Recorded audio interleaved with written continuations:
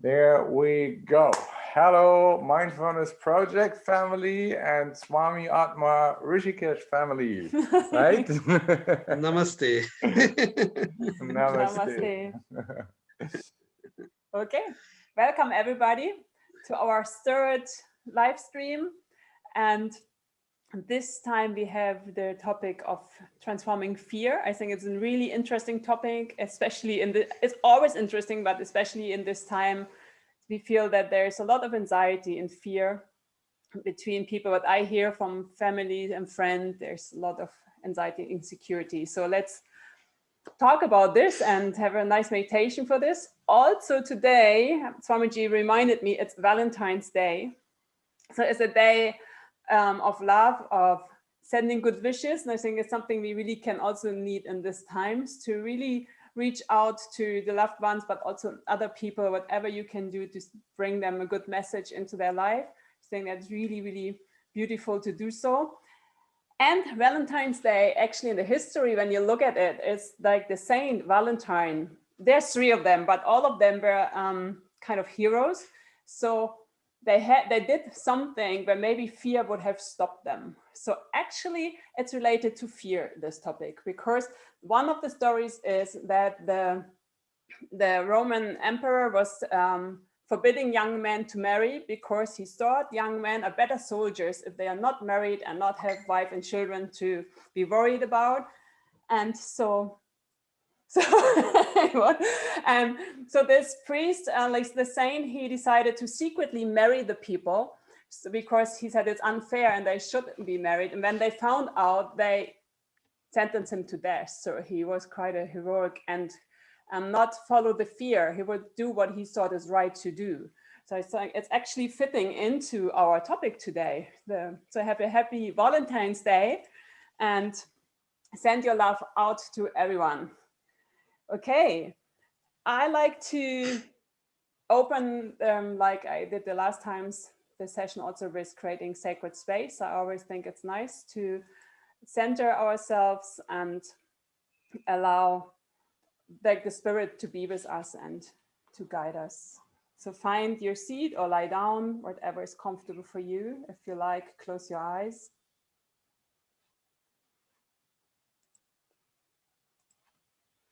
Tune in into yourself, feeling, sensing your body, the body touching the earth, Mother Earth, our All Mother.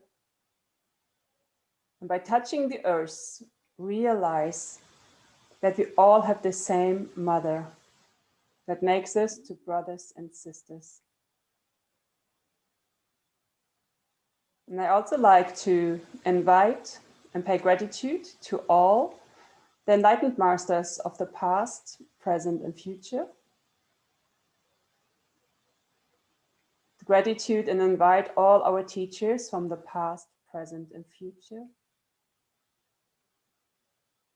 Gratitude and invitation to our helping spirits of the past, present, and future. Gratitude and invitation to our ancestors, past, present, and future ones. Also pay gratitude to the land, the spirit of the land, where you are at the moment. Invite the spirit of the land into the session. And gratitude and invitation to pure consciousness. Let us be guided by the deep wisdom that springs from the source.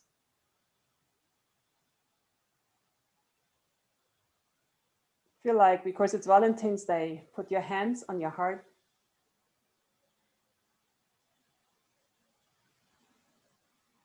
Remember that source is who you are.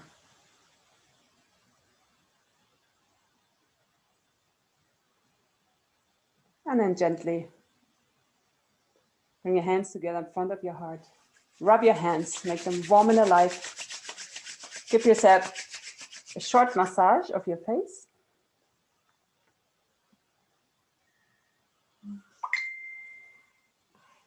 Yeah, there we are, ready to Yes, we are.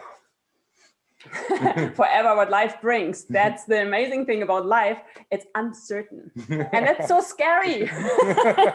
It's so scary. It's uncertain. You know, the next moment, I don't know what will happen. I actually don't know. It's a mystery and it's wonderful. It's a celebration and it can make us so alive. And so the next moment that we will have is an introduction of Swamiji, Swami Atma. I take the short version.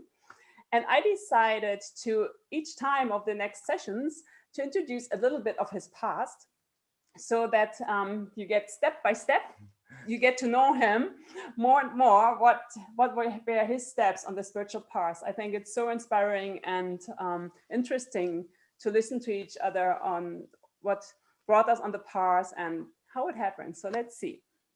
Actually, Swamiji was born 1970 in Kerala, South India. It's very beautiful there, I can tell you. And I don't go into the childhood. I don't know anything about it. Maybe one day we can ask you about this. But he studied homeopathy and became a homeopathic doctor and was interested also in naturopathy. And he's still treating people on donation base in Rishikesh, what I think is really amazing and shows how big his heart is. And there is one thing that came next. He met I have to read the name, otherwise it's, he met a great master of South India. He was one of the greatest masters at that time there. I hope I say it right. I'm not sure with this. It's Niti Chaitanya Yati. You can say it right. And also that was in 1992, if I have it right. And then 6 years later, you met also his disciple. And that really inspired you and changed your life and brought you onto the spiritual path. So for me, I have the question, what happened? What was it that happened that brought this change to you? Thank you so much, Anya and Kristen. As a human being, we are all looking for some answers in our life. We just don't want to live. If we just want to live, we can just be a vegetable. Like a pumpkin, it can grow for pounds and pounds and pounds. But we don't want to grow like a pumpkin. We want to be what we are. So I was also thinking, what is this education? I'm doing my homeopathic in the medical college. Everybody is saying you have to go for Viva, you have to do your theory. It was getting a little bored for me to study all this science, anatomy, physiology, pathology, dissection. And you have to go to this autopsy room where you can see the dead body in the formalin. And the miss is telling me, take this scalpel and cut the chest of the dead body. I was saying, what is this? They said, yeah, you have to cut this. So while I was doing all these things, I was asking myself, what is the purpose of my life? Why I am learning all these things? Is it going to help me? And I was even asking my friends, what is this? Why we are learning all these things? Nobody was able to give me a clear answer. They were saying that we will become doctors and then we will have many patients. But something else I wanted to know.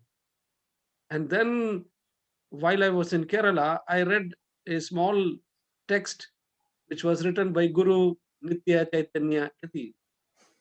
He had written that even while he was like very famous in Kerala, he used to take a big broom, go to the garden, clean the garden by himself. And sometimes when children are around there, so school children, he always carries toffees in his pockets and serve to the children. So I was very interested to know about this personality. So I took leave from the college for 2-3 days. and asked my friend that I want to meet a guru. And I was so lucky that in Varkala, I met Guru Nitya Chaitanya Yati ji. And when I saw him, he was like very tall, very fair, and he had a board in front of him saying, "Do not disturb." And he was writing something. I thought, I came so long distance. Now he has written, "Do not disturb." So his disciple was there. It was in the East West Library. So I went to the disciple and said, "Namaste. I have come from a far off place to just see Guruji. Can I meet him?" He said, "Okay, go ahead, go and talk to." When I went there, Guru stopped writing. Then he started asking me, "Where are you coming for? What are you doing?" And he also said that you will meet somebody near your place and it will be a change in your life. I was listening to that. But at the same time, I was looking at his table. His table was full of oranges, grapes, and other apples and fruits. So I was thinking, he's so lucky that he has so many fruits. Maybe if I become a Swami, I will also have all these fruits to eat. It's so easy to become a Swami. This is what came to my mind. So he said, "Okay, you go study and everything will be good." But he was actually had put a seed of sannyasa in me, renunciation. He had put a seed of renunciation which grew up later, and that was the pulling thing which brought me to Rishikesh, and then I took sannyasa. So I would say that the Guru himself was a kind of a sign for me, a signal for me that life's biggest purpose is renunciation. Renunciation can mean here to be in a path where you are the freedom. You are not searching for the freedom. Mhm. You are the freedom. So that therefore, when somebody asks me what is the meaning of Swami, Swa means one's own. Me means I am my own freedom. Well, Swami means that. So they ask me sometimes. I am my own freedom. I like what I like. I like. I don't care whether somebody else likes it or not. I like what I like. But that like becomes like of the divine, because this like is not like for any kind of egoistic boost or to say that I know everything or something like that. There will be more humbleness and simplicity in our life. So I'm so grateful to Anya and Kristen for bringing Guru Nitya Chaitanya Yati here. I bow down to Guru for his blessings only. Now I'm here to talk with you. So thank you so much.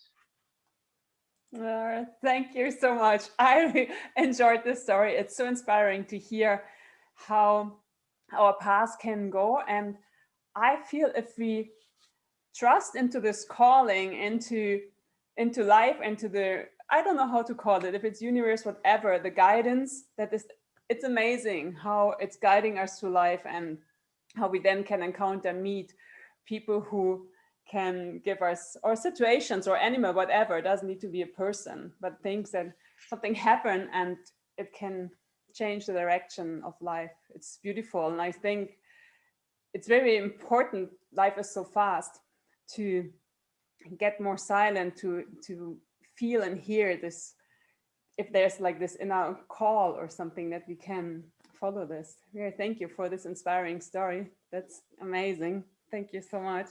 Thank you. Thank you. And so what Swami said, that is more of his story will come in the next session. So I just want to jump now into Rishikesh, where he is right now at this moment in his room. And his room is actually where he meets normally. I don't know at the moment if it's going on. I think it's online still, the satsang, right? Once a week, you have an online satsang. Or Yes, online satsang.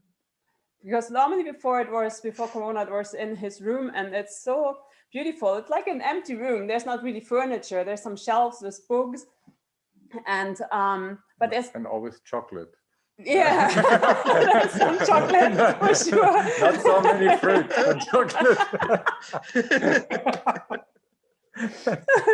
And there's a lot of cushions, so it's like people come and sit together and listen to the satsang and listen to the music and sing together the mantras, and it's really, really beautiful. And so, and this all is on donation, what is also very I feel it's very humble and very serving and very rare to people. So like in the world, not to people, for like not a lot of people that do this in this way.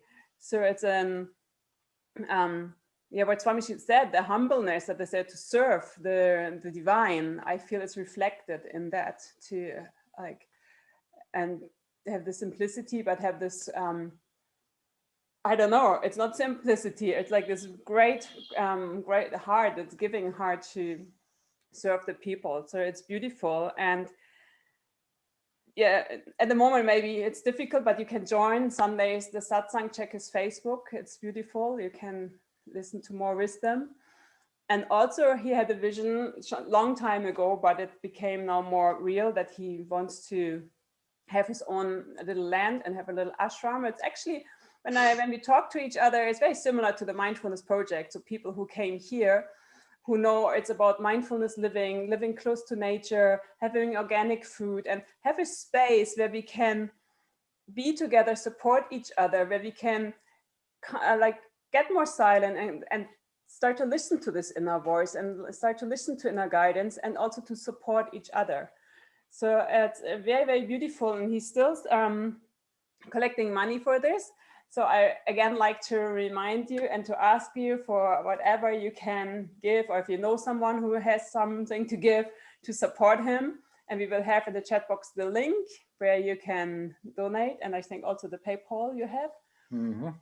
So that would be amazing so, because we need those spaces. We really need those spaces. And maybe just this situation with Corona makes it really visible how much we need these places where we can meet, where we can practice together, where we can grow together, and where there is like this connection to the divine. And the divine is us. It's not separate from us, it's us.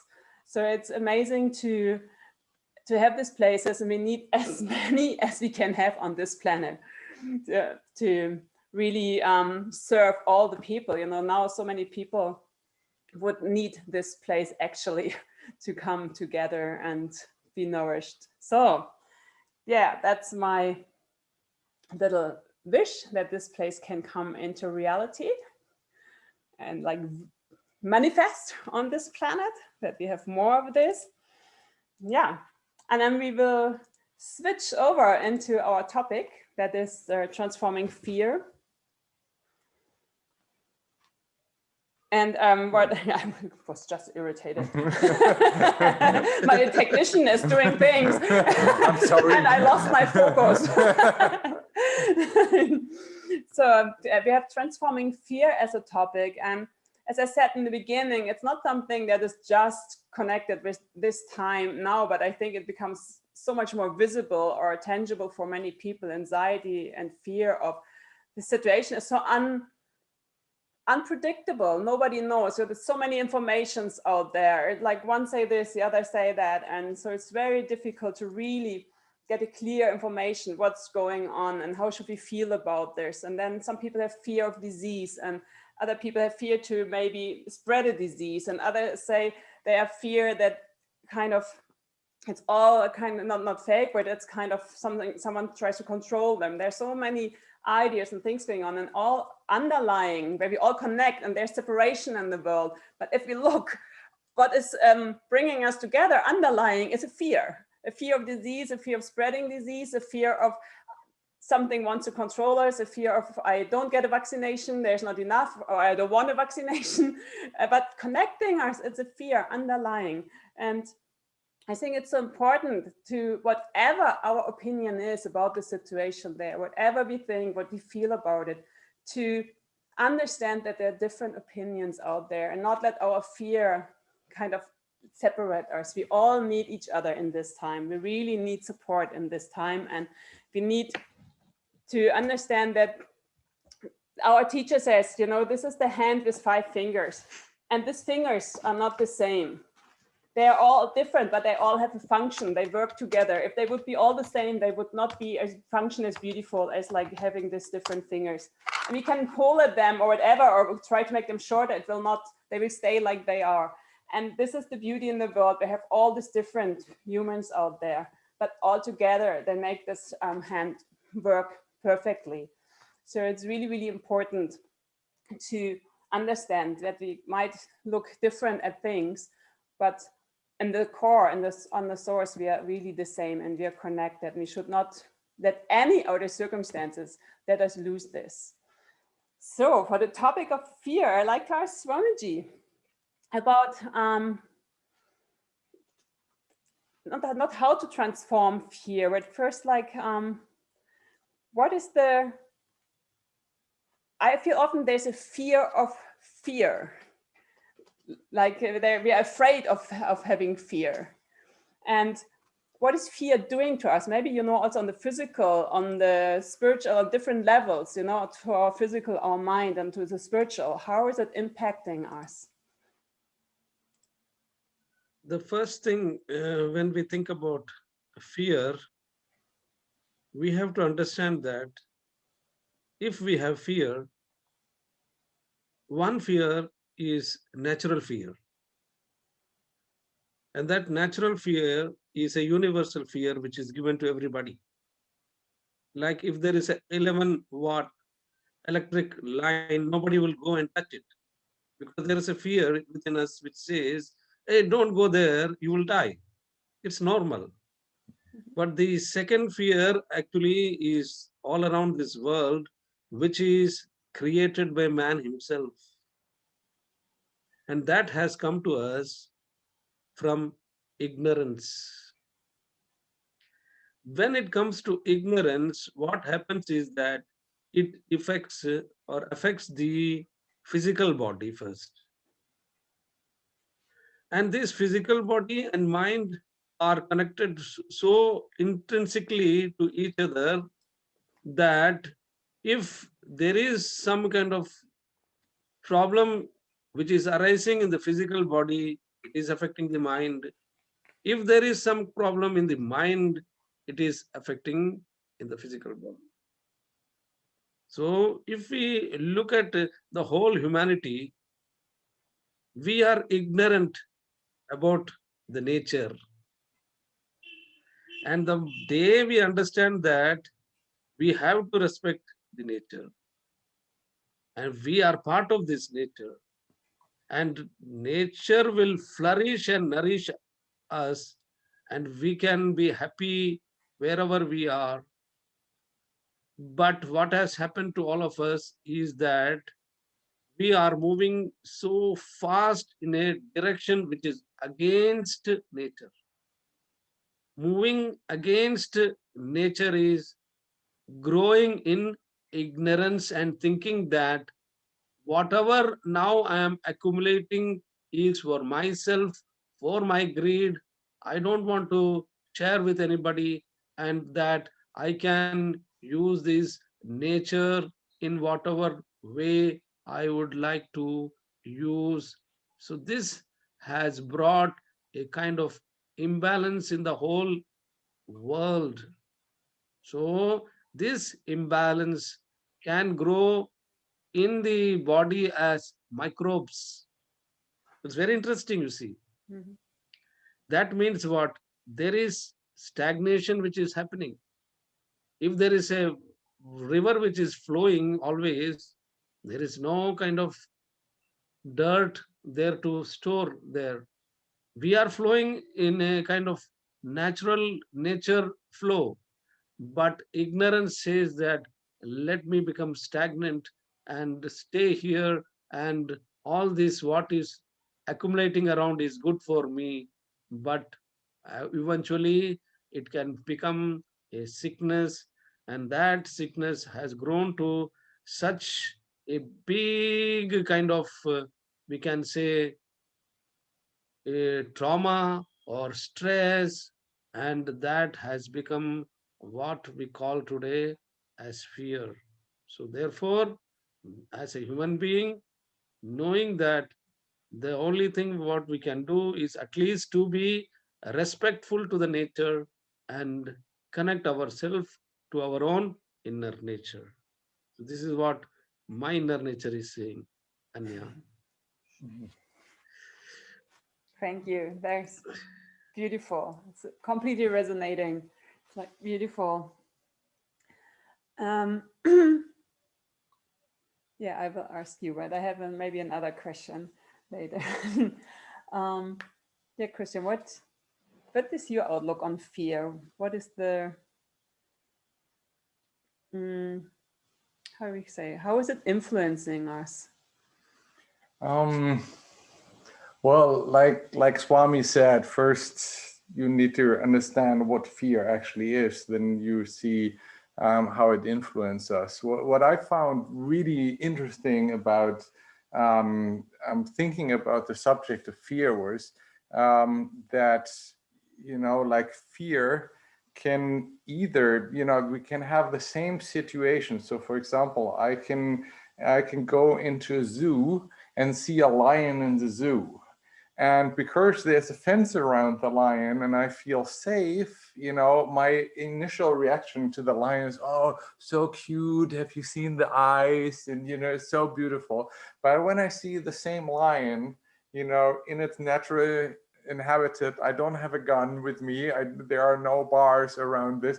I have the biggest fears and, you know, I'm run. So, and that's the same situation. You go into an amusement park and, you know, you go into a roller coaster and you go up and go like, oh, and then, you know, you smash down and you know, you just like, but you enjoy it like crazy. So the question is, what is the difference between these two situations? You know, the lion in nature and the lion in the zoo is, and it's always the difference between the fear of, you know, something is really bad for me and the fear of excitement actually. And you know, humans are constantly seeking this kind of fear situations to go through it. That's part of our human inclination. And the difference is actually, if I have the feeling, if I can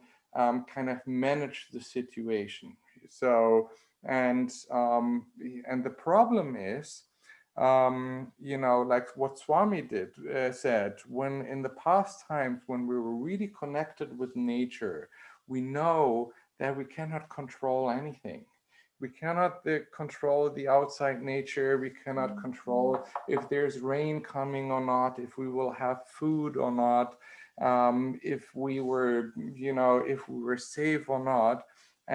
But in the old times, people were very, very connected with that which is beyond our physical body, which is beyond our mind and feelings, beyond me and mine, the small sense of self. When I'm connected with the bigger whole, when I realize I'm everything, and I'm not so concerned about, you know, what's going to happen with me, then my mind is opening up, and in this opening up, I become part of the divine, and then fear has no footing, nothing to step on. And so I think when we ask how it affects us, is fear is you know, is okay when it's for a short amount of time. You know, the roller coaster, we know it's done in 2 minutes or something like this, or when we go on a safari, it's done in a day. But you know, like when fear is constant, then it becomes stress, then it becomes really negative on your physical body, on your mind, and then all the problems start. So and that's what we see in our societies. You know, people are burned out. You know, in Corona, you know, the psychologists are flushed with people because they cannot, they have the feeling they cannot handle it. And in the Buddhist teachings, there is, you know, a clear distinction between, you know, what you should do when, you know, negative mind states are coming. And the Buddha was saying what you need is faith. You know, and in the Buddhist teaching, he said, not blind faith, not thinking, oh, everything will be fine. That's okay, because life is a lot of times not fine.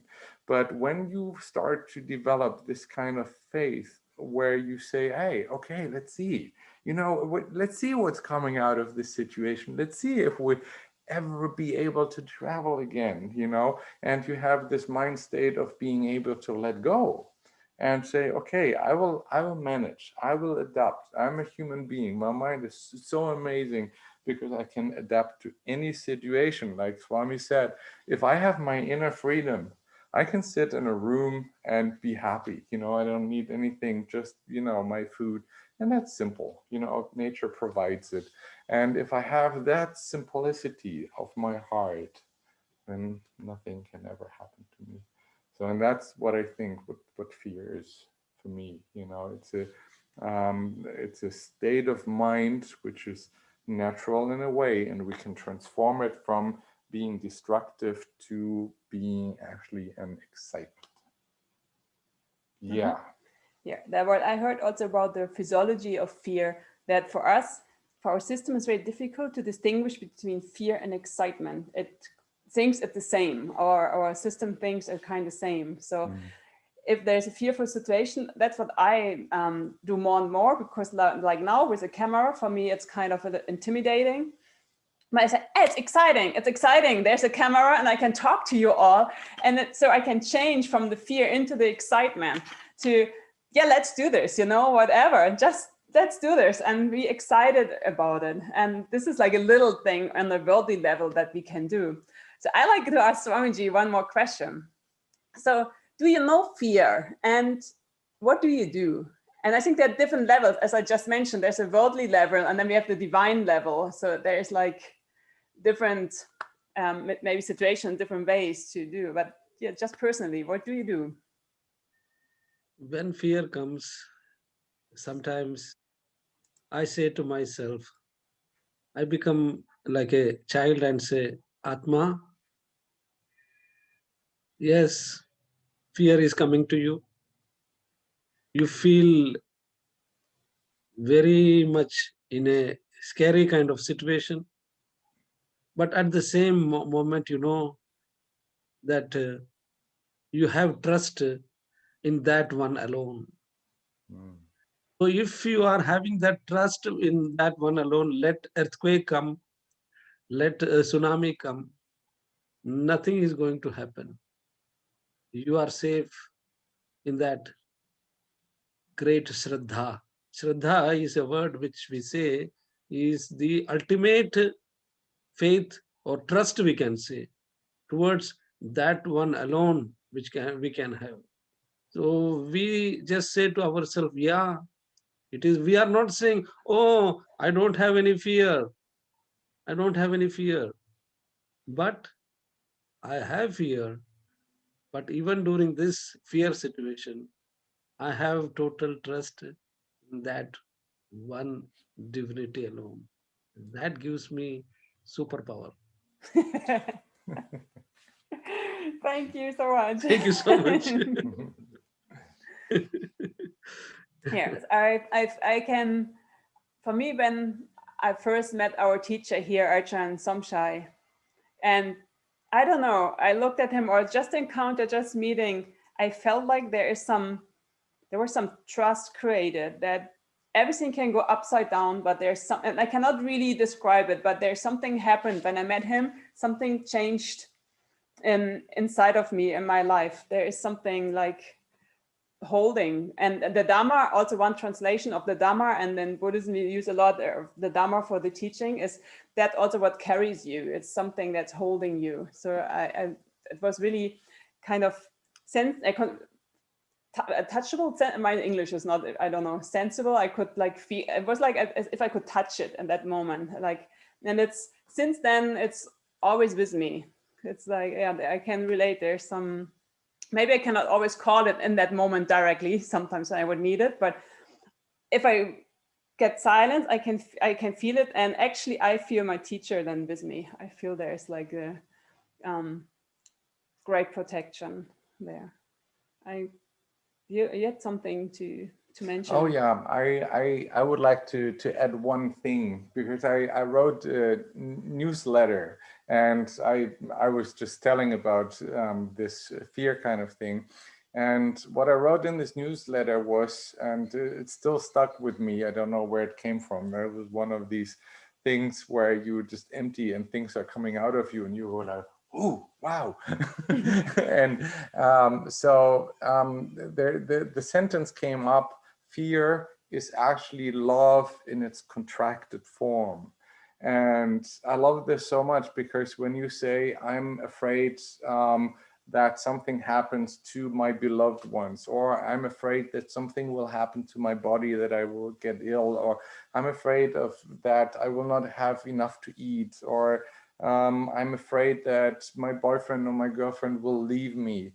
It's always love in contracted form. So if you would rephrase it, and instead of fear, you would say care, then it would go like, I deeply care about my beloved ones. I really care about my body. I really want my body to be healthy. If I deeply, deeply care about the environment. And, if you start to rephrase your fear, and you see it's just love, basically, which is, just contracted, then you can just let it expand. And in this expansion, fear becomes love. And, everything what you do is a way of expressing this divine love into the world. Yes. Thank you. Thank you. It's beautiful. It reminds me to the picture, everything is a hologram. Like everything is included in the other. It's not, and nothing is separated. It's kind of, sometimes we make it seem separate and everything and different, but like from this, it's like a holographic look on fear. It's beautiful. Amazing. Yeah. Okay. I think there are many things how we can deal with fear, and like on the worldly level. I say worldly level and kind of the level of spirit, because for me that's what I learned here from our teacher, that we have like the conventional level, and this is kind of where there's me and there's Christian, and there's like kind of a different individuals.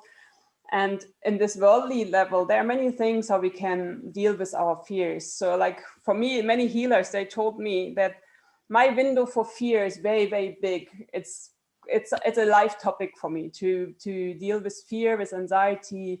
So what I discovered for myself, how to be with fear, is to face the fear, because I don't want to run.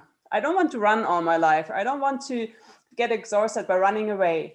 So what I did was kind of what the fear was, but in steps that is possible to do, not just thinking, or I cannot do this, so I directly will do this. You have to kind of look, what is the steps towards it. But for me, it was like, I was afraid of phone calls. I could not call the information when the train would go somewhere. I was completely scared to call there when I was in my beginning of 20s. So I said to my partner at that time, I have to call the train station. Whatever I do, don't call them for me. If I shout at you, if I bang the door, if I whatever I do, whatever theater I do, don't believe me. Say no. Actually, he did. Half an hour I made a theater, and then I called the train station. Then I worked in Christian's call center later to do this. And then I was afraid also of height. So I started free climbing. I was afraid of that in the water. I started diving. And many other things that, like, camera, I go in front of the camera teaching. Life brings me in front to sit there and face the fear, and, to be aware and use mindfulness to feel it in the body and to allow it to be there. And so not to be afraid of the fear. That's what I feel for myself, like on the worldly level, is very, very helpful. And sometimes it's good to have a friend at your side, to have some other help on your side. So on the worldly level, get also help and see how to deal with the fear. I can just share this from my experience. That is what is helping me to face it, but in the steps that are possible. And I think we're ready to meditate, or anything you want to mention?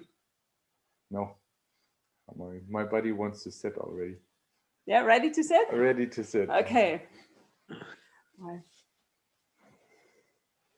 So from this worldly level, we jump into the spirit level. And as also we did the last times, I would like to ask Swamiji to open the meditation to bring us. I think each one of us has almost like 6 minutes. So I will finish almost by 6 minutes so that each one of us get the time. Feeling more and more relaxed in the physical body. Feeling that everything in the world is connected to that one spirit. You can sit in meditation. If you feel more relaxed by lying down, you are welcome to lie down in relaxation. You are just looking at the fear factor in your physical body. You are scanning the body from the toes to the top of the head. You are scanning the body from the top of your head down to your toes.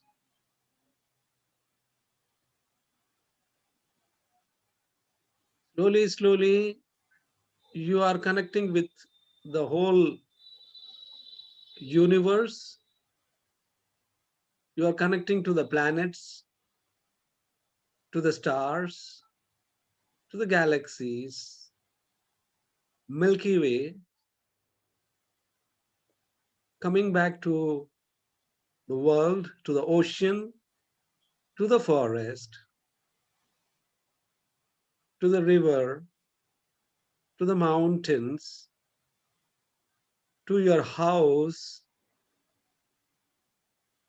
to the objects in your home,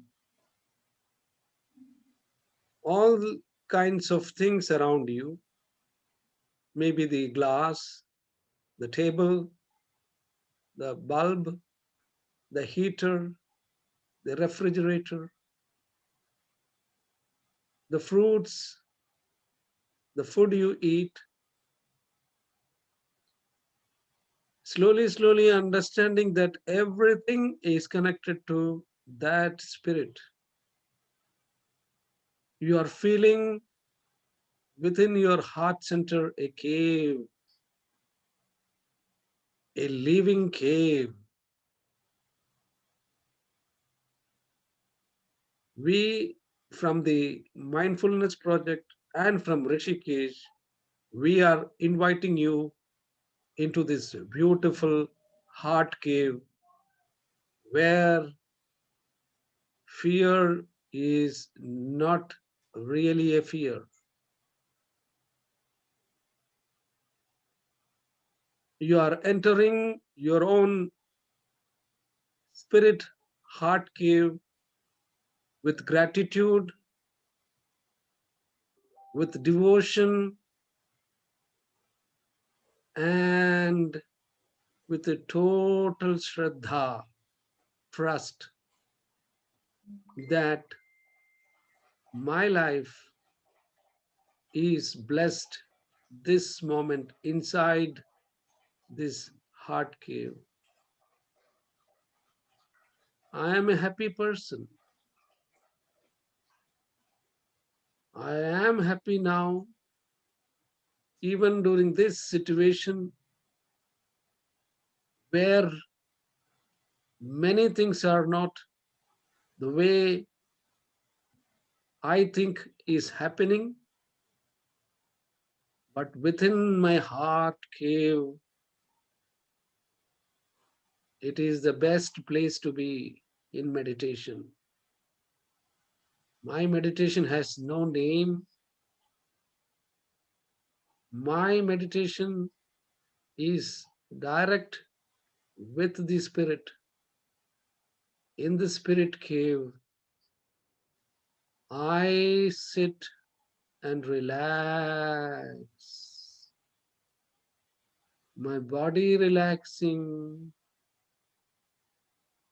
my brain relaxing, the whole nervous system relaxing,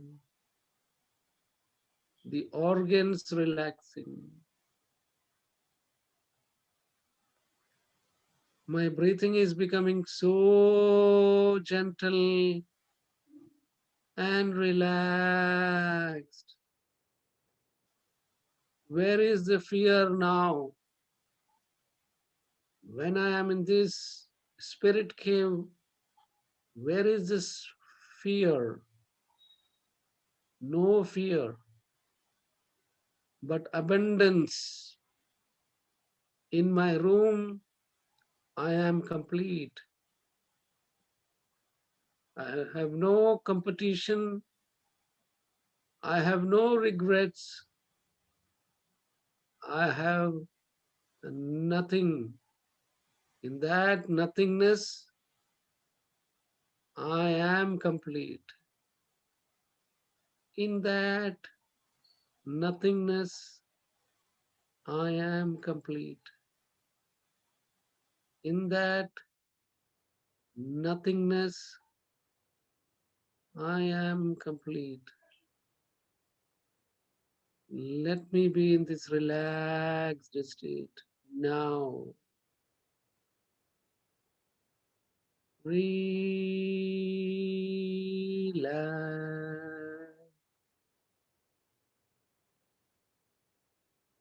Relax.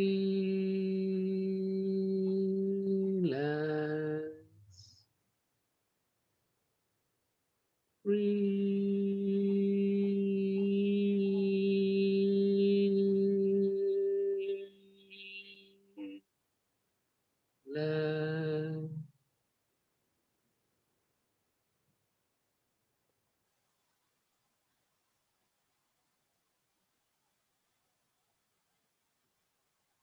Now let Anya share.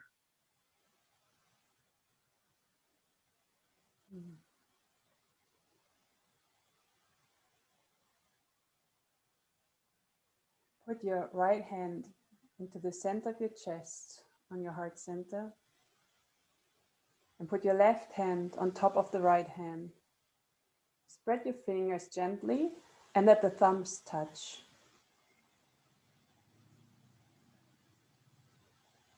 Be aware of the touch of your hands with your heart.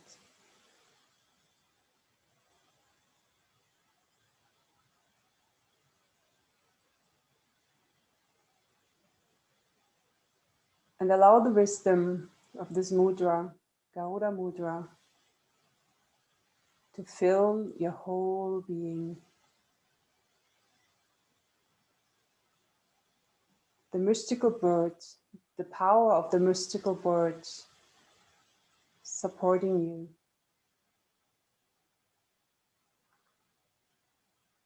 Whenever again something sneaks in and you lose the connection to your inner cave, this bird will support and help you.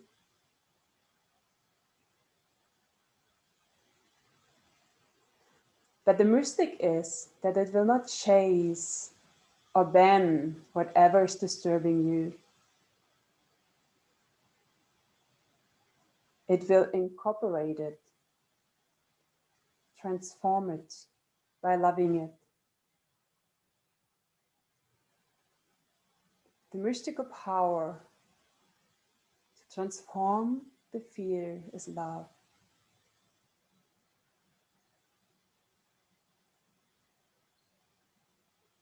There's nothing to be afraid of inside of your heart. Connect to the power of your heart, represented to the power of this mystical bird. Imagine this majestic bird flying with you wherever you go, protecting you with his wings, with his wisdom, with his power, his strengths. And actually, it lives inside of you. It is your power, the power of your heart, the power to embrace everything, the most difficult situation, the biggest, greatest fear. With love, you can allow it to be in your body, to sense it, to feel it, to breathe to it as a friend, to explore it with curiosity, to listen to it. What is the message this fear is telling you? What is the need?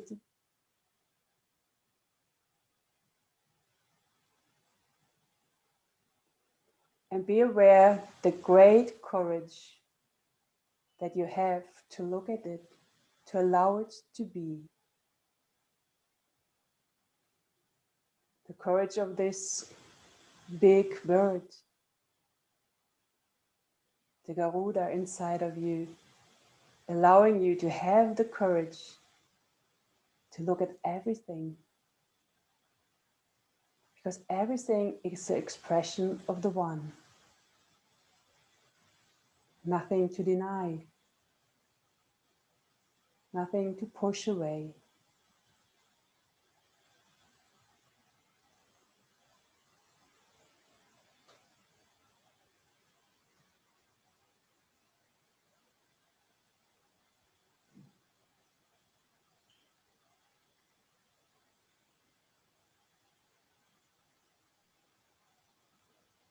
Connect to your own inner power, to your wisdom, to your love. And then open your hands, and let both hands face to the front, the palms facing to the front, the fingertips up to the sky. Abhaya Mudra, the mudra, the gesture of fearlessness.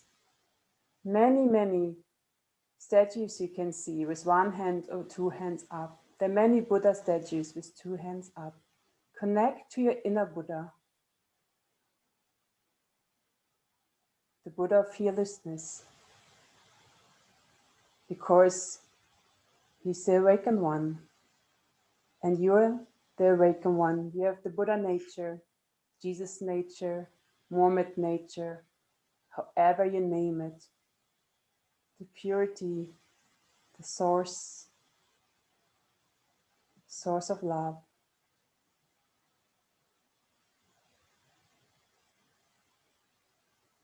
Allow the energy of this mudra to be with you,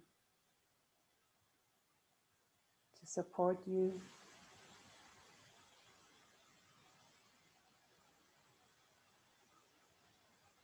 And bring your left hand back onto your heart.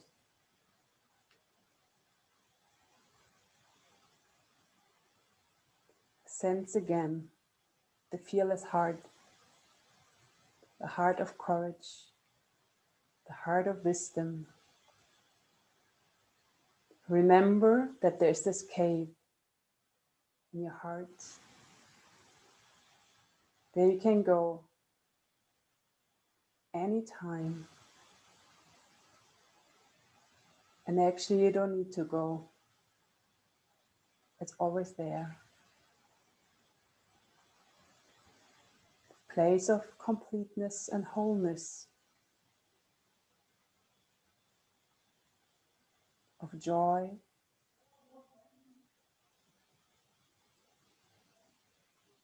of love,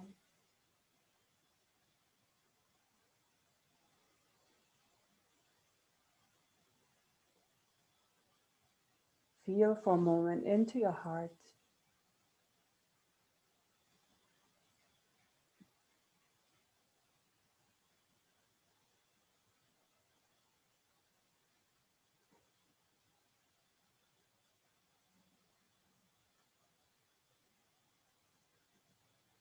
And then gently release the right hand down onto your lap. If you like, release the left hand down onto your lap or your knees or thighs, where it's comfortable for you. And keep the connection with your heart space.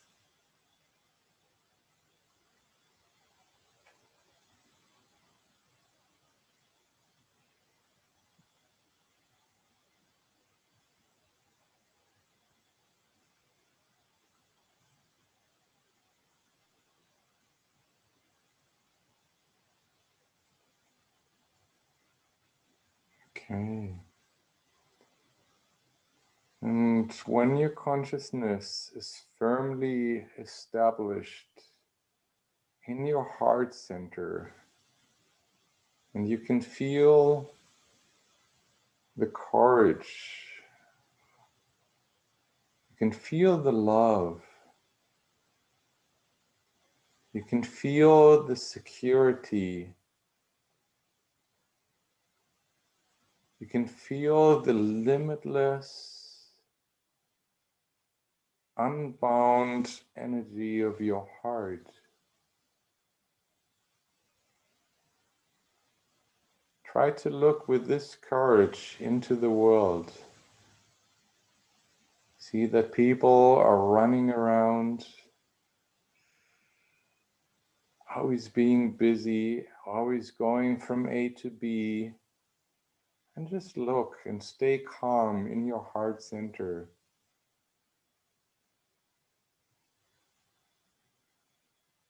And maybe when you have the right distance to everything what is happening around you, you can see that fear is just your mind projecting into the future. All your fears is that I will not have enough money, that I will be ill, that I will be this and that I will lose my partner. But right now, in this moment, see that everything is okay. And that fear is just your mind projecting into the future. Stay in the present moment and let go completely of time. Let go of yesterday. Let go of past. Let go of future. See that in your heart cave, in your most inner core, there is no up and down, left or right. Let go of the sense of space.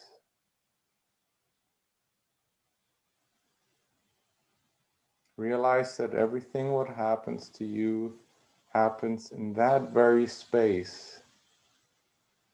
Inside and outside is one.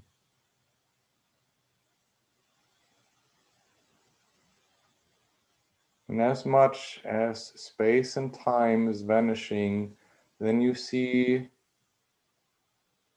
that all attributes like right and wrong, good and bad, prime and place, fear and courage are just the realm of duality.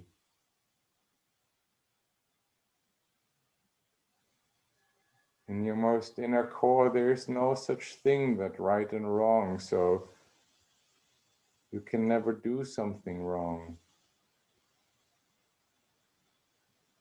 Remember the Rumi poem where he said,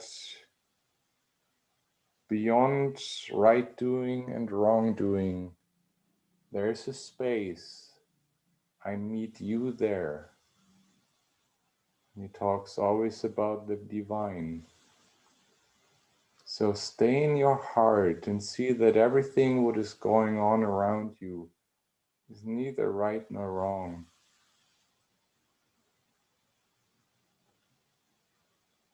And the only suffering we can have is that our mind wants something different than what is. So stay in this heart cave and just let go of all dualities, of all limitations, of all judgments, and just rests in that what is.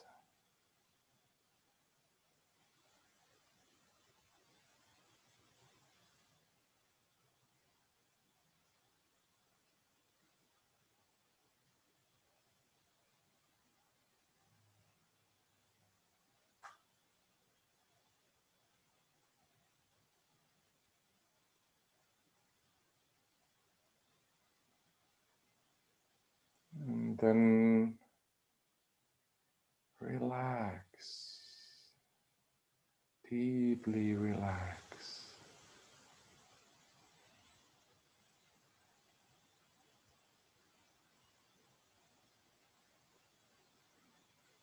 And I would like to ask Swamiji to guide us out of the meditation.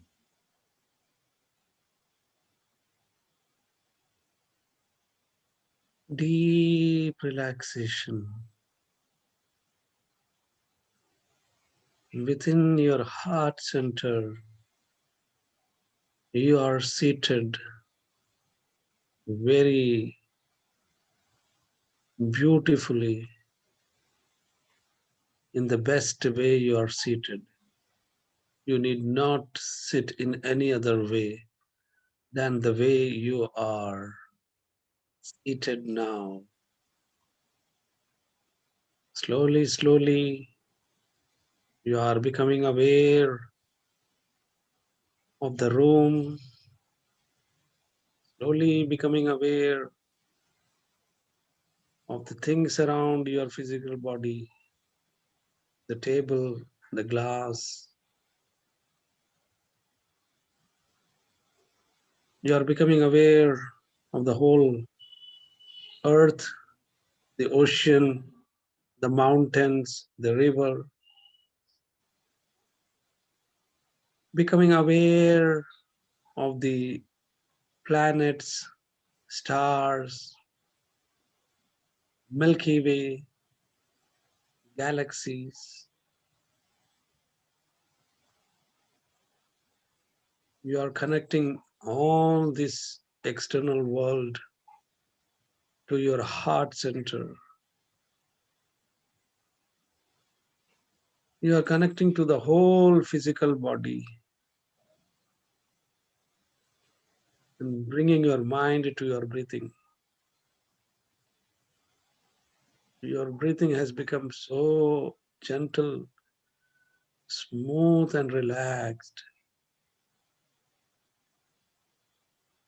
Let you all be blessed always in your heart cave. Slowly, slowly bringing both the palms together, lifting them to Anjali Mudra. Slowly rubbing your palms.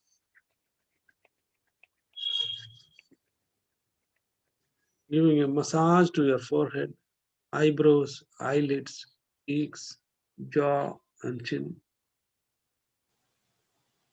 Feeling that if we are all connected to that spirit, we are all important.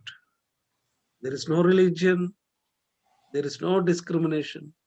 This moment we know we are all in that spirit cave, always.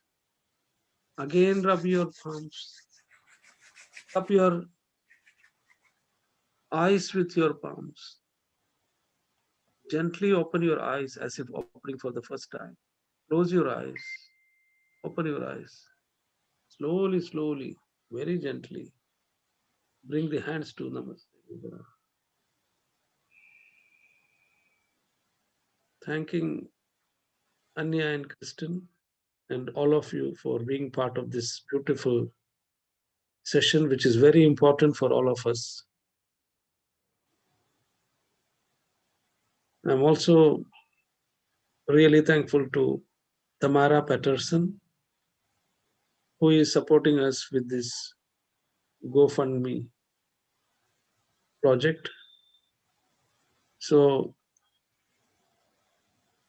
I just feel so lucky that you are also connected to that heart, and let our heart to heart connection be the example for the whole world. Namaste. Namaste.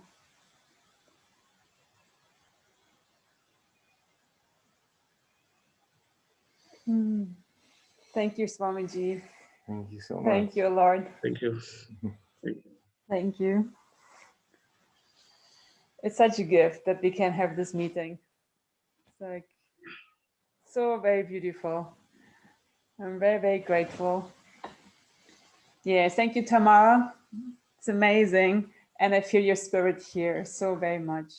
Like, even I don't know, I haven't met you, but I don't know.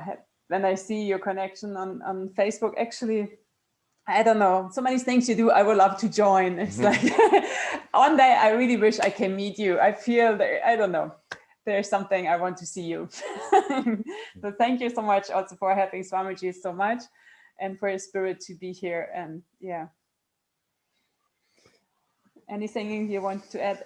Yeah, I'm just feeling in my heart this peace right now, and I just wanted to remind everybody that after the Buddha passed away, there was a great emperor in India, and he was conquering one country after the other. He was a great warrior, and he was making war and killing people. And at one point he had just conquered another country, and he was standing on the battlefield seeing all the soldiers which have been killed, and then he saw a Buddhist monk, very mindful, very peaceful, just walking through all the death and all the fighting and all the war scenery.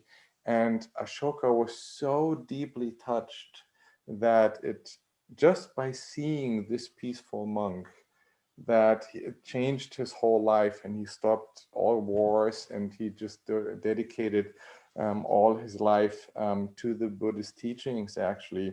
And also Thich Nhat Hanh, the Vietnamese Zen master, he said during the Vietnam War, a lot of people had to flee from Vietnam, and they did it in this tiny little boats, which were totally overcrowded. And if there would a big wave come and people would panic, the whole thing was sinking all the time. But he said, if there would be one person in this boat which would remain calm, then everybody else would be calm in the whole boat.